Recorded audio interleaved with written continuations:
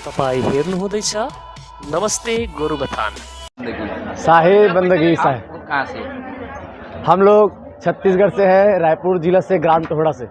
मैंने सुना आप लोग पैदल चलते यहाँ तक आए, क्यों पैदल चले? जी, हम लोग का परम सौभाग्य है कि हमारे पंच श्री हुजूर उदित मुनि नाम साहेब जी की बसंत पंचमी के शुभ अवसर पर चादर तिलक कार्यक्रम का आयोजन है, जिसमें हम सब अपने गुरुदेव को यह पद यात्रा को समर्पित करने के लिए पद यात्रा करते हुए कबीर धर्मनगर दामाखेड़ा तक आए हैं। और कितने भक्त आए आप लोग यहाँ पर? हम लोग लगभग 50 भक्तों दामाखेड़ा धाम पहुँचे हैं, 50 की संख्या में। पहले भी आए थे साहब आप लोग यहाँ पर? जीवन में पहले बार पद यात्रा किए हैं और प्रथम बार आए हैं प्रथम बार। पद यात्रा करते कितने हैं। दिन लग गया पद यात्रा में? 3 दिन का पद यात्रा था साहेब जी, 3 दिवस का। 3 दिवस का जी। रात में कहाँ पर बैठे? हम लोग हमारे कबीर धाम टोहड़ा से यात्रा निकली तो प्रथम हम लोग का रात्रि निवास तिल्दा नेवरा में था, वहीं हम लोग रात्रि विश्राम किए। पैदल यात्रा क्यों किए? पैदल यात्रा इसलिए किए क्योंकि हम लोग देखते हैं कि मानव समाज में जैसे सभी भक्तजन बाबा महाकाल जी का दर्शन करने के लिए पैदल यात्रा जाते हैं, कांवर लेकर के जाते हैं, तो मन में साहेब से प्रेरणा मिला कि क्यों ना मैं अपने जीवन में पहले बार इस सौभाग्य को देखूंगा कि हमारे साहेब जी का चादर तिलक समारोह है। तो मेरे मन में साहेब की दया से जिज्ञासा आई कि क्यों ना हम भी जिस प्रकार से भगवान भोलेनाथ की भक्त पैदल यात्रा करते करते महादेव में जल चढ़ाने के जाते हैं, ये बहुत सुंदर ये सौभाग्य है कि चलो हमारे साहेब जी के चादर तिलक के शुभ अवसर पर क्यों ना हम पैदल जाकर के यह धाम का दर्शन करें, चरण को झुकाएं। पैदल यात्रा करने में कैसे लगा? पैदल यात्रा करने में वो सुकून मिला साहेब जी जो शब्दों से बयान नहीं कर पा रहा हूँ। बहुत ही अच्छा लगा, जीवन सफल हो गया हमारा। कौन कौन थे पैदल यात्रा में? कितने आप लोग साहेब जी थे? हम लोग 50 की संख्या में थे।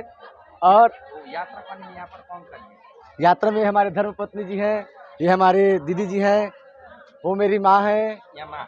हाँ यमा जी। हाँ, ये मेरे बड़े भैया हैं। हाँ जी। और ये हमारे साहेब जी हैं हाँ जी। जो हमारे 3 दिवसीय पद यात्रा में लगातार 3 दिन हमारे साथ भजन कीर्तन में साथ देते हुए आए हैं, मेरे साथ सोए हैं, मेरे साथ भोजन ग्रहण किए हैं और मेरे साथ कबीर धर्मनगर दामाखेड़ा तक साहेब का साथ है। पहले भी आए थे आप लोग? ये जीवन का प्रथम पद यात्रा है और दामाखेड़ा हम लोग जन्म लिए हैं तब से हर साल माघ मेला में आते हैं। उस टाइम और इस टाइम में क्या अंतर है, डिफरेंट?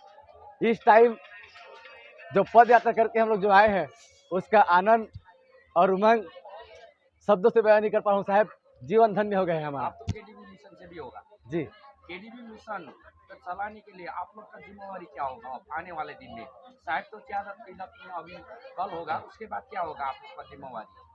हमारे जो हमको जिम्मेदारी मिला है साहेब से, हम लोग साहेब जी का प्रचार जितना हो सके हमारे आने वाले जो हमारी पीढ़ी है वो हमारे सदगुरु कबीर साहब का जो जीवन है, जो उनका मार्ग है, जो हमारे मानव समाज को इस जीवन से मोक्ष को प्राप्त मिलता है, भवसागर से पार होता है, हम साहेब जी का जो वाणी है, विचार है, उनको ग्रहण करते हैं और ग्रहण करते हुए समाज को यह जागरण करते हैं कि हमको सदगुरु कबीर साहब के बताए हुए मार्ग पर आगे बढ़ना है और जीवन को मोक्ष प्राप्त करना है।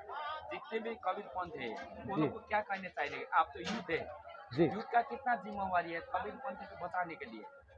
जी, जो हमारे कबीर साहब जी हैं वो हमको इस जीवन से मुक्ति पाने के लिए साहेब भक्ति का मार्ग बताए हैं और हम लोग ये चाहते हैं कि आप अपने घर परिवार में रह करके गुरु भक्ति के मार्ग पर आगे बढ़िए, साहेब के भक्ति करते हुए अपने जीवन को सफल बनाएं। यही हम सभी संत समाज से निवेदन करेंगे कि आप घर में रहिए, अपने परिवार के साथ साहेब का भक्ति करते हुए यह जीवन को धन्य बनाइए।